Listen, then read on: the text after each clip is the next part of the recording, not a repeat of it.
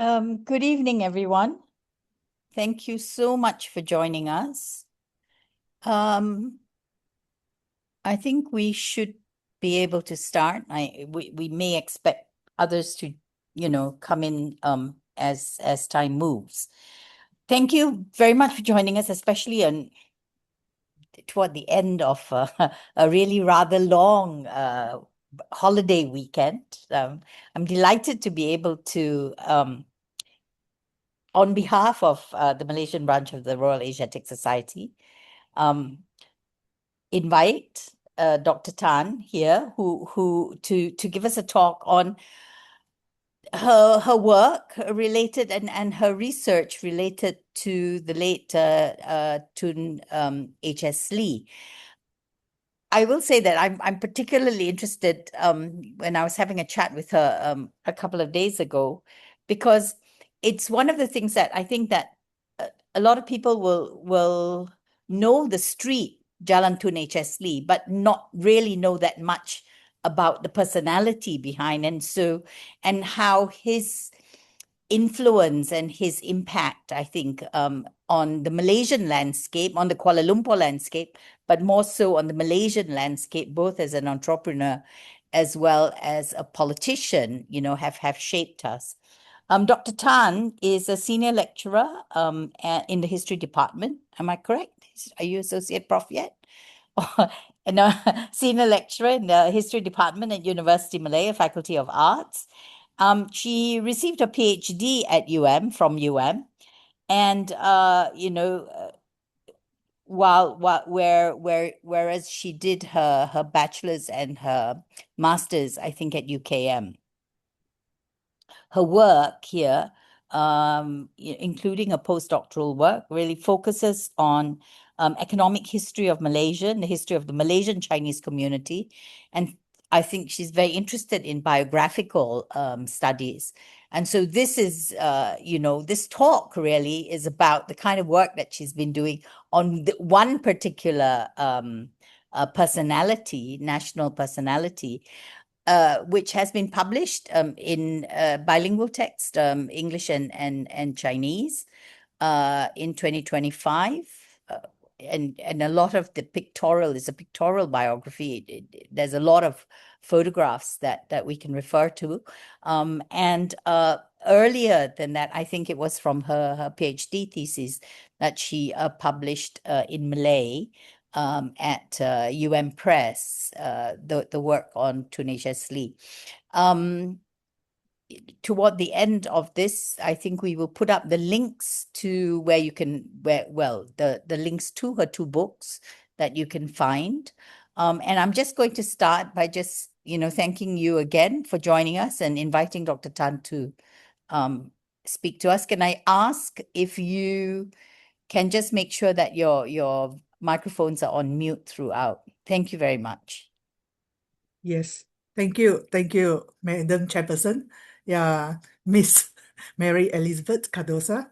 Yeah, and distinguished members of MBRAS, colleagues, ladies and gentlemen. Thank you for joining us this evening.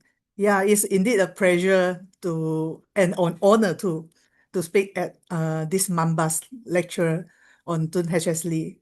Yeah, so let me share my PowerPoint. Yes, I hope you all can see the slide. Yes. Yeah, I think everything is all right. So, Yes, it's very good. yes. Thank you. Thank you. Yes, it's like what Elizabeth said. Yeah, H.S. Lee, or we always call him Tun H.S. Lee, is one of the most influential yet often underrated or underappreciated figures in the making of modern Malaya.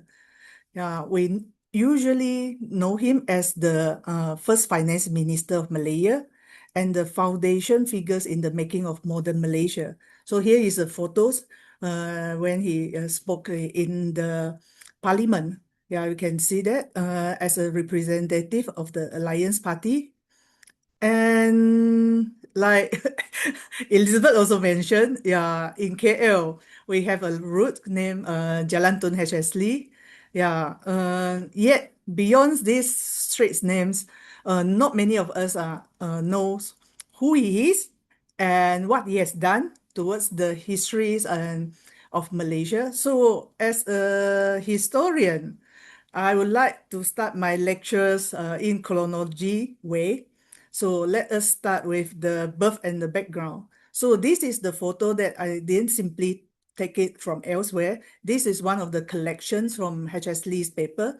And so it means that in his very early days, this is in 1900s. So the Victoria Harbour in Hong Kong. He was born in Hong Kong and into a affluent scholar family from Guangdong, China. So here is his father. His father, Lee Kwee Lim, was an owner of the Kam Lun Thai family business. Many of you have heard Kam Lun Thai today, especially during the mooncake festival. You think that Kam Lun Thai is a brand name for the mooncake, but actually in the early days, this Kam Lun Thai brand name is the Lee family business that first started in Xinyi, China, as a silk trading company. Later on, from China, they extended their business to Hong Kong. Maybe you can, I think many of you cannot read Mandarin, but here is one of the envelope that print by Kam Lun Thai to trace the history of the Kam Lun Thai. It said that it start from Hong Kong. The headquarters is in Hong Kong, and then from there, they extended to Gaozhou in Guangzhou area, and then to KL in Seremban, in Ipoh, and what kind of business they have carry out. So first thing first is a logistic company, and lodging company. So here is a New Year card that printed by the Kam Lun Thai, and here is a record book of the lodging record. So those staying in the Kam Lun Thai, they need to submit photos and together with their names, their age. Why is it so? Because at that time, Kam Lun Thai also a labor agency. They are helping the Gaozhou people to find jobs in Malaya. So here is a photo of Kam Lun Thai lodging house in Ipoh. So you can see that the Kam Lun Thai have changed from a silk trading company into lodging business, into a labor agency, and at the same time, they are helping to remit the incomes generated by the laborers back to China, their hometown in Gaozhou, in Guangzhou, and via Hong Kong, because the company has branches in these places. So we can see that H.S. Lee is not from a very labor migrants that we used to see when those come to Malaya. The family actually is a quite well-known and educated families back in Guangzhou, in Xinyi. So that's why in the early days, he was educated with the traditional Confucian education. But later on, his father realized that English education is very important. So that's why later on he was sent to enter the Christian College, Canton Christian College, for the modern education. And he received English education in Queen's College, Hong Kong. Later on, further he studied to Cambridge University. So in that period of time, 1920s, not many Chinese able to further their study up to Cambridge. English education.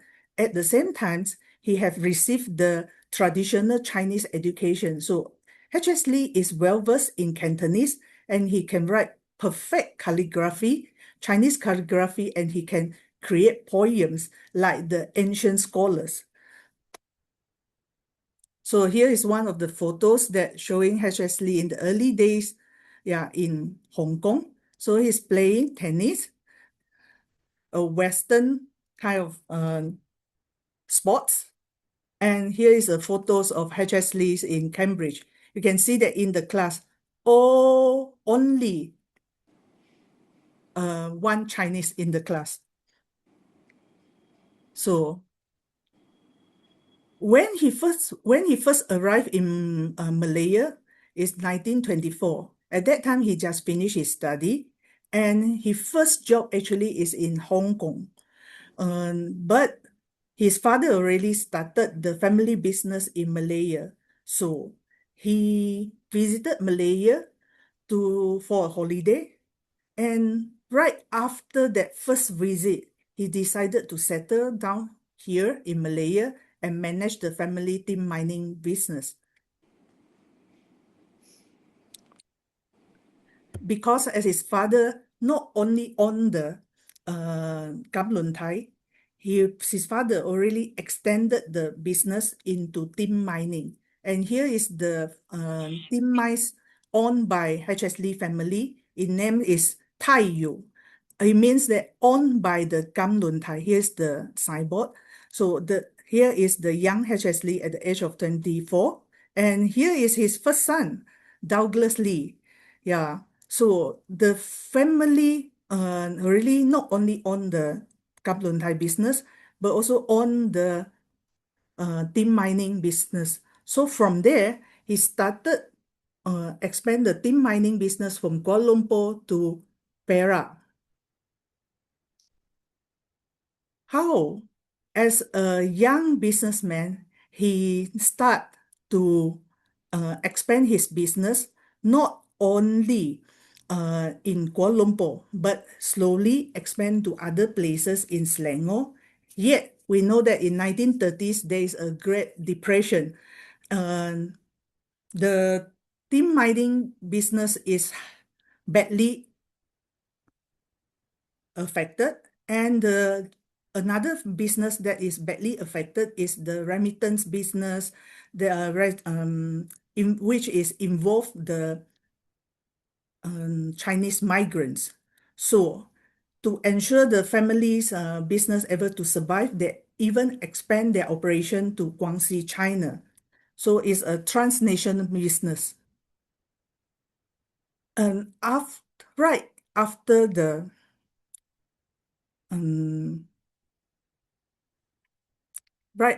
the Great Depression, he realized that in order to maintain the to preserve or to secure the business is not only can depends on the business itself. You need to join the Chinese Association or the Miners Association to protect the family business. So that's why he first started join the Selangor Miners Association in 1929, and because at that time, right during the Great Depression, the Malayan government have this production quotas, especially towards the Chinese miners, and the miners quotas is getting smaller. Chinese miners quotas is getting smaller compared with the British miners. So when he first joined the Selangor Miners Association, he started to stood up and become the leaders to communicate with the colonial office, colonial government, because his language proficiency, just now we mentioned he was a Cambridge graduate, And at the same time, he able to communicate with the Chinese business group, especially the Chinese miners in Kuala Lumpur at that time mainly spoke Cantonese. So he became the bridge towards these two groups of the people. And very soon, he became the chairman of the Selangor Miners Association and the vice president of the Selangor Chinese Chamber of Commerce. So here is a newspaper cutting that described H.S. Lee at the age of 30, he already achieved that credential. So from the Chinese Miners Association, he stepped into the sanitary board. So sanitary board is what we see today as the town council of the Kuala Lumpur. So from there, he became the town councillor, and then from the town councillor, he stepped into the British public administration. So, and for the Chinese communities, he also became the bridge, especially during the anti-Japanese movement. When in 1937, Sino-Japanese War happened.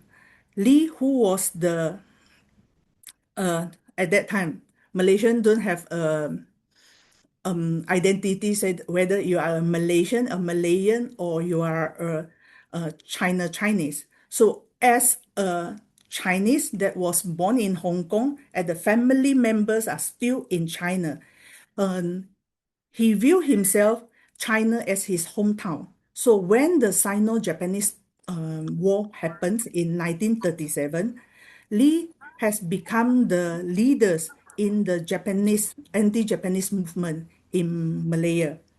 So especially in Selangor. So Lee was chosen as the president of the Selangor Chinese Distress Relief Committee, which was later on, maybe some of you may know that Tan Kaki was the leaders of this Chinese Relief Fund for the Nanyang, and H.S. Lee was the representative of this Selangor. So here is a newspaper cutting that H.S. Lee was attended the China Relief Fund meeting in Singapore together with the Tan Kaki. So besides anti-Japanese movement that facing towards China, actually Lee also involved in the protecting Malaya, especially Kuala Lumpur.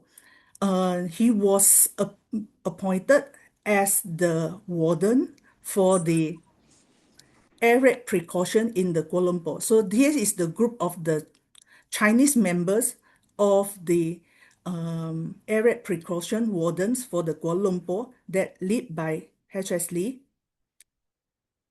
And because of his involvement in the anti-Japanese movement in Selangor, and just now we mentioned that his involvement in the air raid precaution in the Kuala Lumpur. So when Japanese occupation in the Selangor or Kuala Lumpur, he was it was said that a high price was offered to get his head. Yeah, so Lee brought his family together to Singapore, and from there he escaped to India, first arrived in Calcutta, and in the middle of the World War II, actually he has returned to, or he went to China for a very brief period, and he found out that actually China at that time was not suitable or no longer the China he has known. Maybe because he was spent so much times in Malaya and in Cambridge, in Hong Kong, which is all these whiles are the British colonies. And when he arrived in China, he realized that China is no longer a place where he can adapt to. So he decided to back to India, and at there he was awarded a colonel by the Kuomintang government. And here is a photo of the Chiang Kai-shek that given to H.S. Lee. And here is H.S. Lee is wearing the Kuomintang's military's uniform. And when he was in India, he was actively mixed with fellows Malayan in India, because at that time, not only he himself, H.S. Lee, were here in India. At that time, Tan Cheng Lock, Tan Siew Sin, and quite a numbers of the Malayan were in India as well. So he spent his exile period in not only in India together with the Indians, the British, and then the Chinese officer. So, and here is a photos of the letter written by Tun Tan Cheng Lock to H.S. Lee. Yeah. So to show in this letter, actually showing that Tan Cheng Lock and H.S. Lee, they have the same vision. They want to unite the Malayans in India to prepare them for the after the war. What can they do to reorganize the Malayan Chinese after the war? So, yet nothing fruitful was from the negotiation, because they have different opinions. We know that today's MCA give the credits to Tan Cheng Lock, say that in India, he have this idea, want to form the Overseas Chinese Association. But Tan Cheng Lock's Overseas Chinese Association in India at that time is more on the Chinese from everywhere. It means that the Chinese from India, Chinese from China, Chinese from Malayan, and in H.S. Lee's opinion, this is not going to be work, because they will gather temporarily in India for a very brief, for same reason, for the survival. So he think that we should focus on the Malayan Chinese instead, and then from there, when after the war is over, when they return back to Malaya, they can do something after that. So when he returned back to Malaya under the so-called sponsor civilian by the British, his first assignment by the British, because his pre-war roles in the tin mining industry, so he was appointed as the tin examiner committee to survey the industry. So here is a photos of the H.S. Lee welcome back to Malaya by the Chinese community in the Chinese Assembly Hall. And why he received such a hero kind of welcome? Because of first thing first, he got the name ranking of the colonel, and then because of his pre-war status, of course, and then during the after the war, he was also appointed by the British as the commissioner, as the committee. So he played a role in revive the Chinese Association after the war. So what are the association he was revival? First is the Selangor Miners Association, and from there he even merged it with the Negeri Sembilan and the Perak Miners Association, and then formed the let me see the minor association of Selangor, Negeri Sembilan, and Pahang. So here is the office in the Selangor Chinese Assembly Hall. And he went to Perak, and here is one of the photos that showing that he have negotiation in Perak together with the other team miners. And from there, he managed to unite all the Chinese miners in Malaysia to form the Malayan Chinese Miners Association. From there, he gathered the support from the Chinese miners and start negotiate the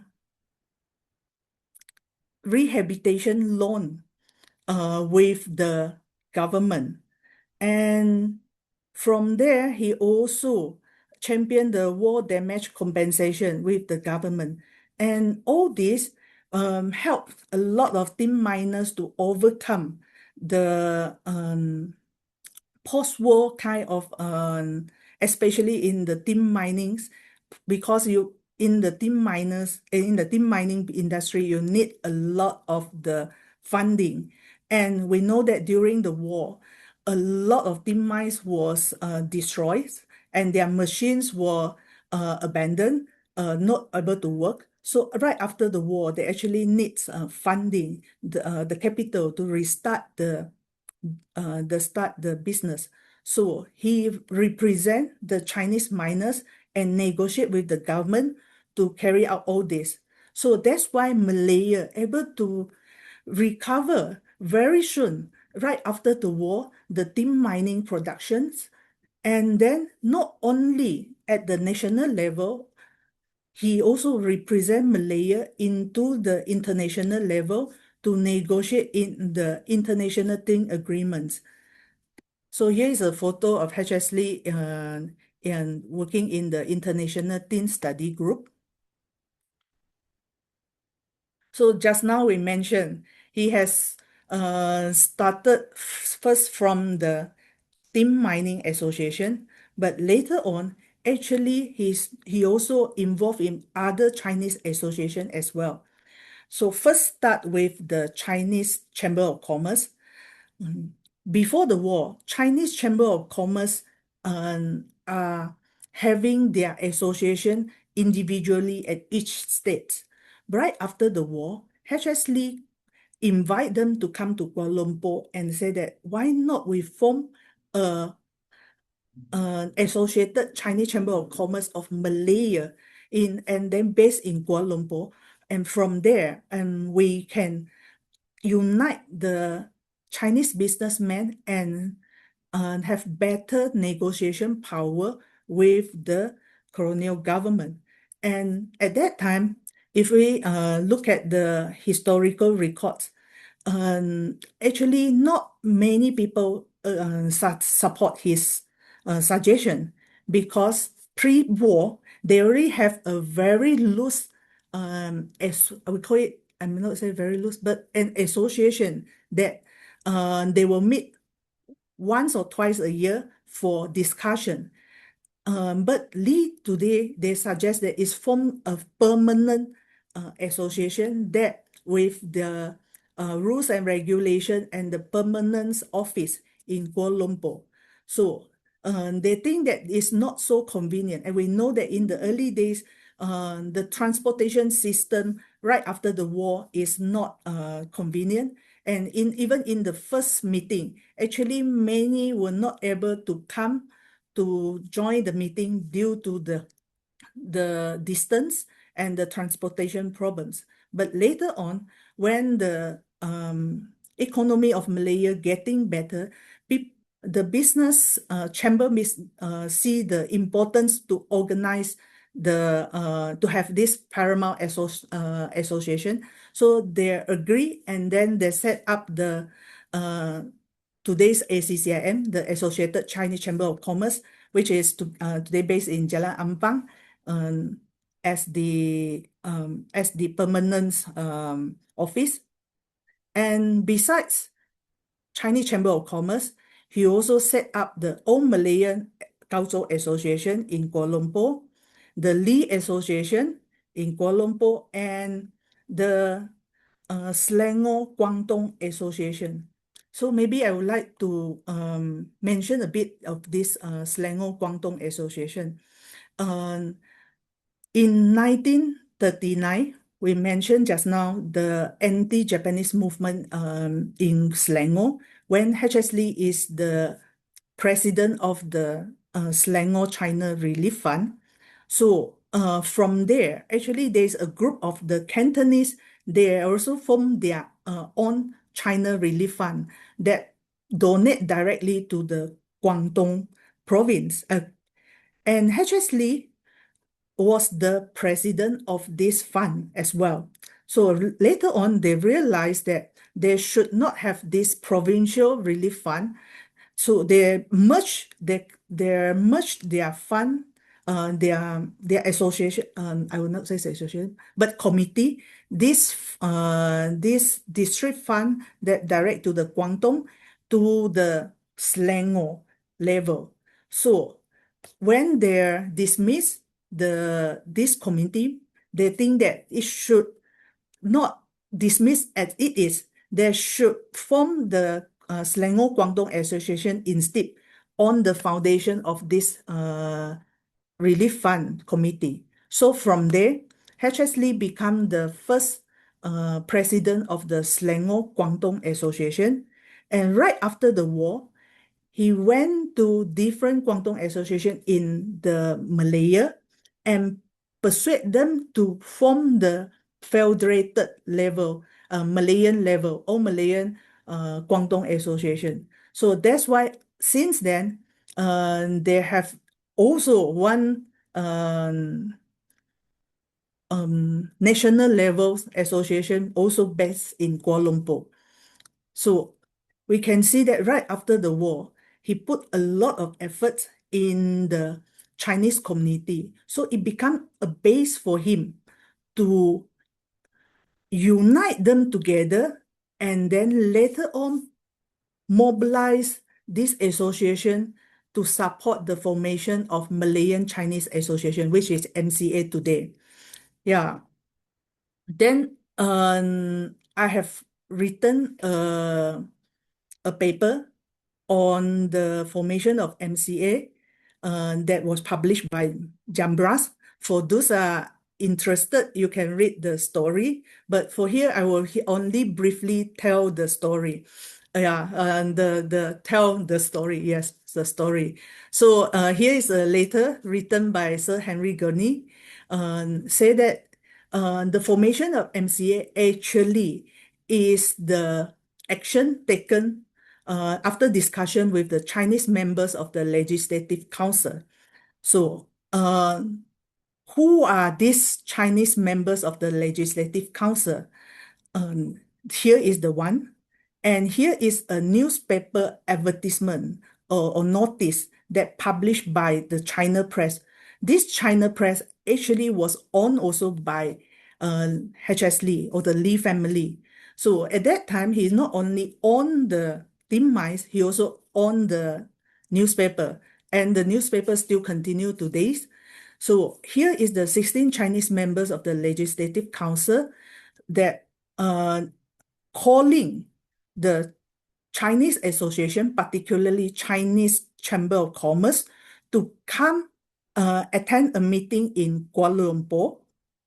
And during the meeting in the Chinese Assembly Hall, it was presided by this Yu Kim, the federal councillor from Malacca. And next to him actually are H.S. Lee, next to him. And here is Tan Siew Sin. So Tan Cheng Lock was not involved in the formation of the MCA in the beginning. It was the effort of these 16 Chinese councillors. So I will stop there. And then on another things that H.S. Lee involved is the Malayan emergency and the BRICS plan. During the Malayan emergency, there was a very famous plan that is the new village. And in H.S. Lee's records, he claimed that this new village was his brainchild. He said when he met this General Briggs, have a discussion with him, and he shared with him how the Kuomintang in China use this strategy to get the members of the Party Communist China out of the northern and from the southern side of China, and then push them back, push them up to the north, which is today's the Party Communist of China call it Long March, but here is the strategy applied by the Kuomintang's government in China. So H.S. Lee advised him, why not we take this strategy and apply in Malaya? So we start from the southern part, which is Johor, and we slowly push them up. And that's why later on we found out the Party Communist Malaya was pushed up to the borders of the Malaysia, yeah, and Thailand at the borders at the Betong. So, and to protect the Malayan Chinese, which are not supporters of the communists, he suggests that this resettlement of which is today's, we know it as the new village. So during this period of time, H.S. Lee was, I would say, not chosen but appointed, but taking the initiative to gather the Chinese community to assist the government in this anti-communism kind of activities. So for example, you can see that he visited the Chinese village in Sungai Pelik in Sepang, and then appealed them to cooperate with the government. And then he set up a center in Kuala Lumpur and organized this anti-bandit month to enroll the supporters against the communists. And then another thing that I think he played a very important role is he persuaded the British government to equip the Chinese with the arms that form the Kinta Valley Home Guard. We know that in Perak, especially in Kinta Valley, the tin mines are scattered, and it's very hard for the government to send police or the army to protect the tin mines in this part. And H.S. Lee himself, we also have tin mines in Kampa. So to enable them to protect their tin mines, he suggests to the government we should equip and let the Chinese have arms, and then guarding their own settlements. So, and in the end, there is formation of this Kinta Valley Home Guard. And now we come to the very last part, is the formation of the Alliance Party and the route to the independence. So here is a photo that I like it very much. Here is a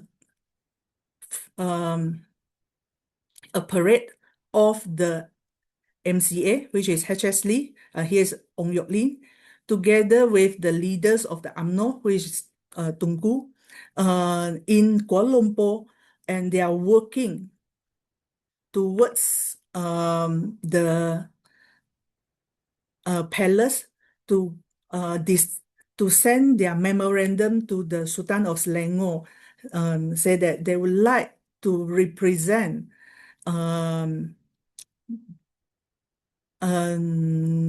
the alliance to ask for the permission for the represent in the 1952 elections. So why they're able to form this kind of pact in the beginning? It first started in the 1952 Kuala Lumpur municipal elections. So in these elections, H.S. Lee is working with the presidents of the UMNO in Kuala Lumpur. They form a pakatan, and then from there, they won the election. And from that election, yeah, maybe I should show you this photo as well. So this is the first members of the Kuala Lumpur Municipal Council, where the son of H.S. Lee, here is Douglas Lee, was one of the candidates, and they won the elections. From there, they found out this model, the working of the MCA and UMNO together in the election is workable. So from there, they extended this model of cooperation from Kuala Lumpur to Seremban and later on to whole Malaya. And after the this is the local level elections, the British government prepare the for the nationwide elections. This is organized in 1955, the federal elections. So with the experience they already gathered from 1952 to 1954, so they formed the Alliance Party and participate in this 1955 federal election. So from there, they get a landslide victory over the IMP, independence IMP, independence Malayan parties, which is led by the Dato' On. And here is a newspaper report. It said that the victory of the MCA UMNO's alliance was due to the H.S. Lee's, presidents of Selangor branch of MCA, Ong Yok Lee, and S.M. Yongs. And these three, they're able to bring the voters to the place where they cast the vote via the splendid transport system, proper breathing of the voters, and all-round organization, perfect all-round organization. So that's why from here, he is the mastermind behind all this alliance kind of elections, and the method was practiced it since then. I think I'm not sure how you feel it, but I've come from a small I come from a very quite remote area in Johor. In early days, when we come to the elections, MCAs or the political parties will come to the village, provide transport, and then pick up the voters and send to the voter centers. So on the way, they will tell us who to vote, how to vote, and give us some educations. Yeah. So it was in the beginning, actually, it was the brainchild of H.S. Lee. So from there, because of the victory in the elections, so Tunku able to lead the parties and form the first cabinet. So H.S. Lee was appointed as the first transport minister. Later on, they represent the Alliance Party to London for the Merdeka to discuss for the independence. And you can see that here, H.S. Lee was the only Chinese representative from the Alliance Party. Many of you confuse H.S. Lee with Tan Tong Hai, T.H. Tan. T.H. Tan actually was the secretary of the Alliance Party. He was not the representative. He was the secretary. So the representative from the Southern, they also have a secretary. So here, that's why they are standing behind it. So here, the people that stand in front are the representative of the negotiation. So here I will show you one short video. Sorry, I didn't buy but subscribe to YouTube. So you need to bear with me. Hapuskan bau makanan dengan Vardy Dwi Aksi, mengurangkan bakteria oral. 12 jam perlindungan bakteria. Nafas berbau, tiada lagi. Nafas rendah dengan Darlie.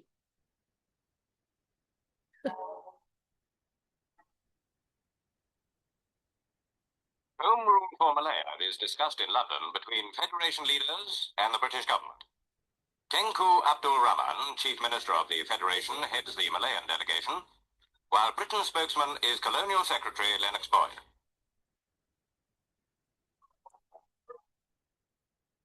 Britain favours Malayan self-government. Malayans are eager for it. The question is, how? Abdul Rahman believes his people are ready. He tells the conference, "My people have asked that Malaya be given independence, if possible, during 1957. We believe that the people of the Federation are entirely capable, through us, of running their country happily and efficiently, and at the same time of stamping out communist terrorism, which is proving a menace not only to Malayan security, but also to the peace of the world."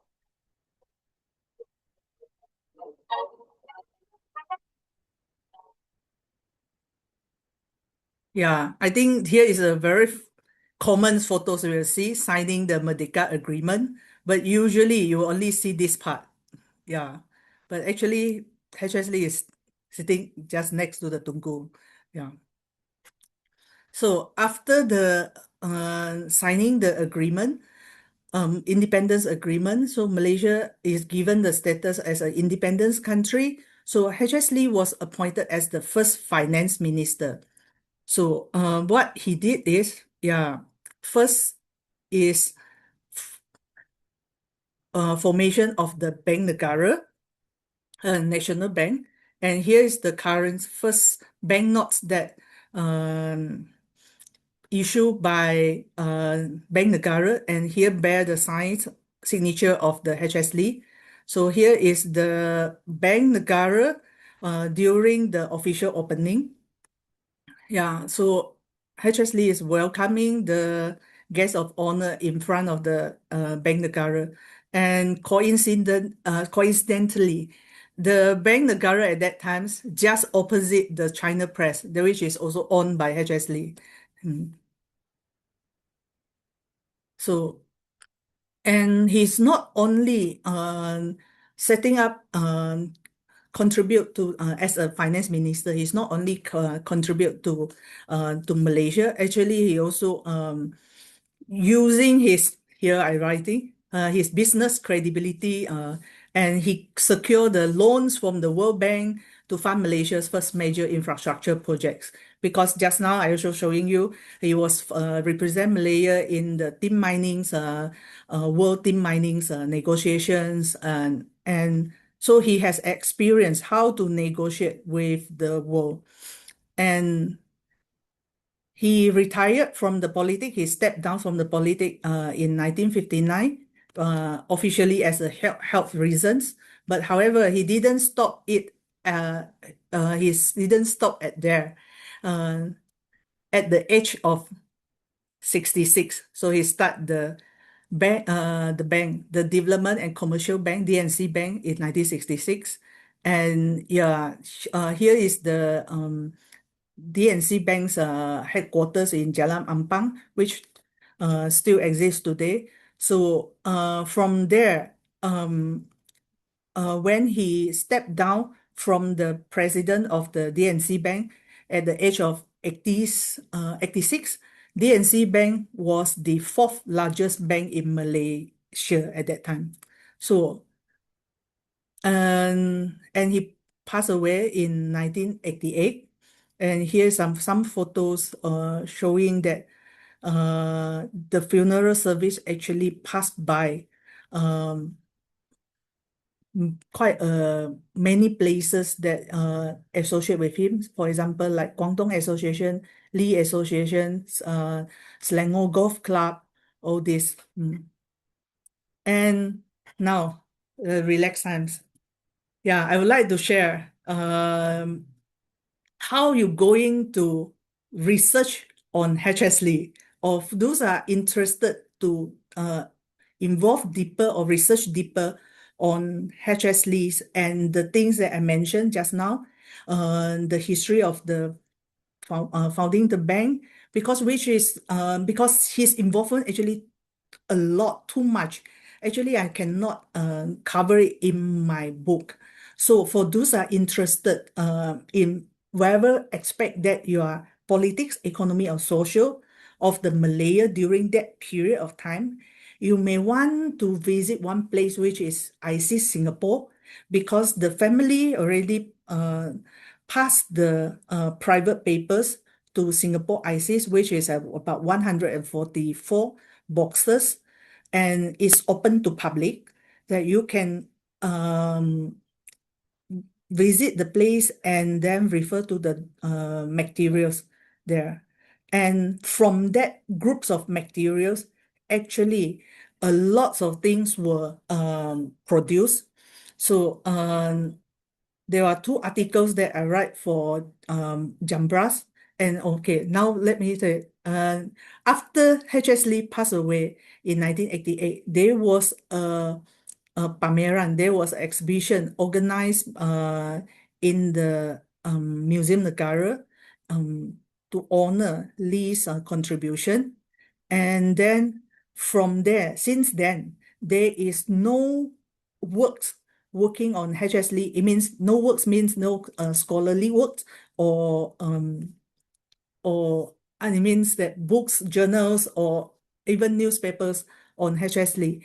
So until the family submit the paper, I don't use the word submit, donate or deposit, yes, deposit the papers in Singapore, then we can use the paper to produce something. So this is my thesis, that I use the paper deposit in the Singapore to produce my thesis, which is written written in Malay, so not many of you will know that. But when it was deposited in Singapore, I think Oi Ki Beng, he was one of the researcher in the ISIS Singapore. He used these materials to write a book on H.S. Lee. And later on, this is my recent books on H.S. Lee, is I using the photos to publish, I would call it pictorial biography on it. And so that's the very, very last word from me. Yeah. Although it seems that I'm telling a story of the biography of someone, but that is very prominent and important. But from there, as a historian or academics, it's more than that. And I didn't have much time to do the how to say it, to explain it using from more academically. That today I just want to tell you a story. So now, and from this story, I hope you can raise your interest to find out more on him. And from this sharing, I hope you can get a brief idea who is H.S. Lee when you pass by Jalan Tun H.S. Lee in Kuala Lumpur next time. Yeah, I think that's all. Thank you. Thank you, Dr. Tan. That's her contact. If you want to contact Dr. Tan directly, through her email address at UM, or you can contact MBRAS and we'll be able to pass it on. I think Dr. Tan's CV will be available. Obviously, academic CV is available online. Thank you so much, and thank you for. I'm so bad. Forgot to introduce myself. Thank you for introducing me. I'm Elizabeth. If you have any questions, can you just unmute yourself, and name yourself, and can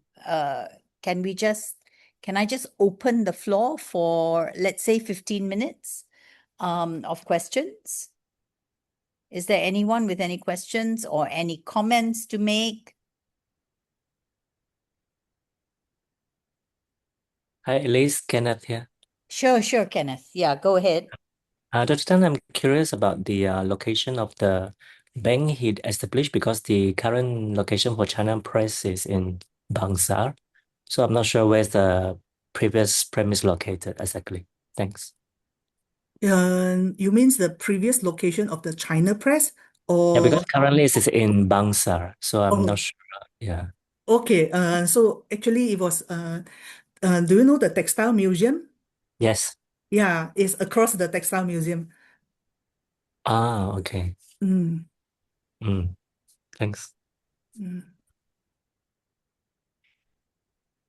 So the Textile Museum was the original, was the first Bank Negara. Yes. Yes, right. Very distinctive building. So I think those people who are involved in heritage will recognize it. Are there any other questions? Thank you, Kenneth. Hey, can you hear me? Yes, Mr. Lau. Thank you. I'm from Hong Kong, and actually I'm working with the school museum team of Queen's College Hong Kong, and we find that there is some earlier documents of Turnley, like his what is it? It's like a submission by him when he was in Cambridge, and he wrote something for the school magazine. And also, it has a post about his when he in Queen's College, he joined the debate about the system of imperial China, and we would love to donate a copy of this interesting document to Malaysia. And how can we proceed with that? Would be the best. Thank you. Okay, fantastic. Mr. Lau, perhaps, we can contact you directly. Do you want to put your email address in or your contact information in the chat? And then the Malaysian branch of Royal Asiatic Society will contact you. And then we'll see how we can work, this out. Right, Dr. Tan? I think University Malaya will obviously be very interested as well. Yeah, I'm very, very happy for that. Thank you. Thank Yeah, you. we can Thank you. have We've got your email. Thank you for dropping us your email address. That's new information that you don't have, Dr. Tan. Yeah, I Yeah. should go to Hong Kong. Yeah, you should. But actually, we are planning to come to Malaysia in January with the founding president of the School Museum of Queen's College. He also graduated in Cambridge in PhD, and he is teaching at secondary school in United Kingdom. And we are working on some research project about Queen's College. And one of the projects is about Turnley, and also another alumni who is graduated. He was graduated in University of Hong Kong, and he started his education career in Malaysia for a while, and he back to Hong Kong. Yeah, I think this is like a very fantastic connection between Hong Kong and Singapore or Malaysia, and we would love to share this interesting document to you when we visited your country. Yeah. Thank you. I think we Professor Danny Wong, who is with University Malaya as well. He is the honorary secretary of the Malaysian branch of the Royal Asiatic Society, has just come back from Cambridge. He was in Cambridge a couple of weeks ago. So we've got your email address. You've got our generic email address, but I will make sure that we will contact you directly. Give me a day or two. I'll get hold of Danny, who's in Brisbane right now, and we'll get hold of you. And I think it would be quite wonderful to be able to, not just make a connection, but also maybe you guys can do a talk and what for, when you're visiting here. Yeah, sure. It would be great. Yeah, then my part is fine. Yeah, I will see if others want to ask a question or share a comment. Yeah, thank you. Yes. Thank you. Thank you, Mr. Lau. Is there anyone else who has any comments or any questions? Wait, hang on. There,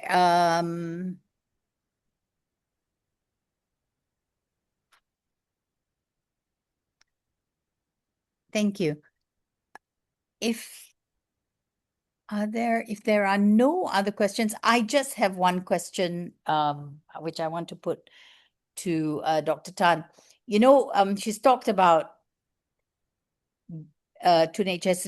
as an entrepreneur from the early business, him as a business person, and then obviously in terms of his political career, but as a personality, are there any stories about him? We hear about and we read about some of the other political figures, and you get little snippets about their personal character, whereas you don't really, not from the talk you've given anyway, given any anecdotal stories about him as an individual, apart from his obviously his business acumen and his political acumen.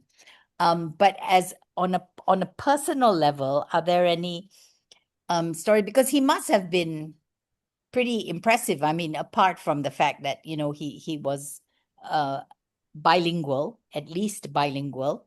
I'm sure he spoke Malay as well, having been here for a long time in Malaya. And so are there any anecdotes that you can share with us or not?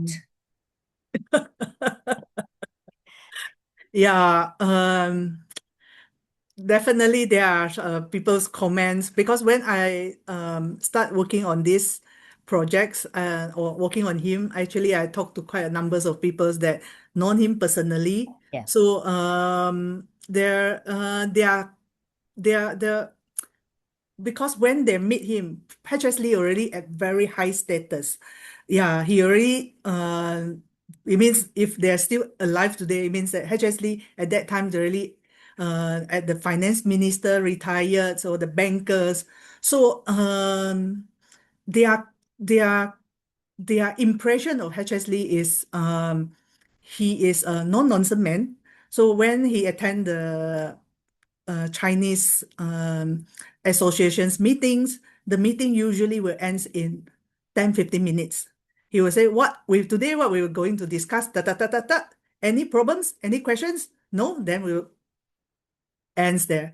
So that's why he can able to become the leaders of so many Chinese associations, because at one point he was the leaders of almost nearly 60 association. Can you imagine every association you've attended a meeting, so it takes him how long? See?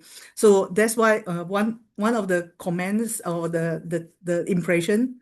And then second one is for those that are working with him on the business side, say that he is very careful with money. Yeah, and he jot down his expenses very clearly in his small notebooks. Yeah, so he's very careful with money, and that's why he can become finance minister. And for the political sides,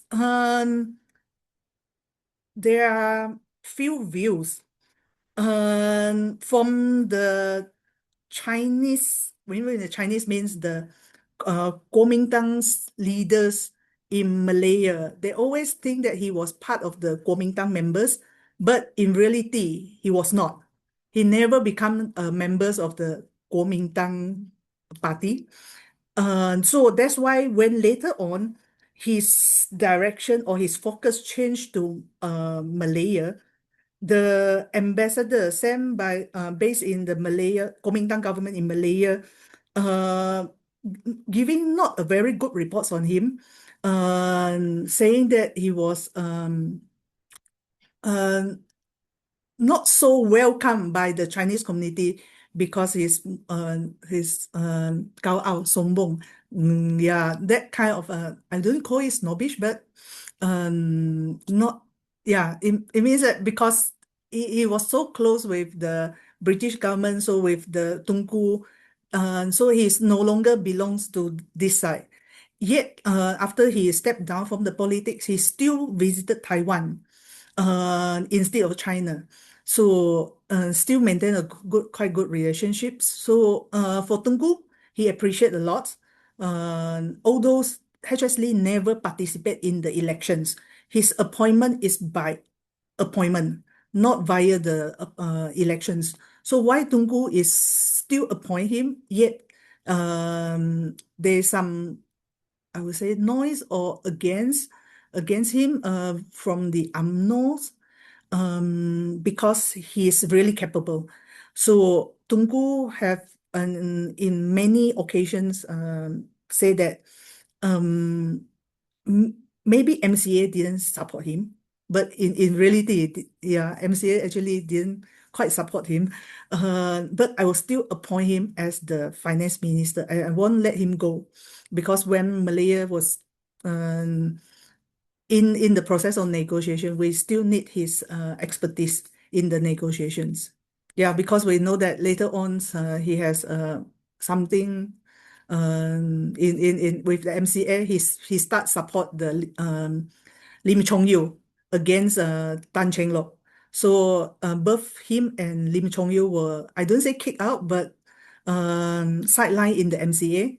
Lim Chong Yu later on left MCA. No one remember Lim Chong Yu as once is the president of MCA. H.S. Lee was the deputy, but he never left MCA. Still become a member of MCA until he passed away. Thank you. Thank you. I think that's a really nice little wrap up of this evening's talk. Thank you very much, Dr. Tan, for this. Unless there are any other questions, I will call it a night.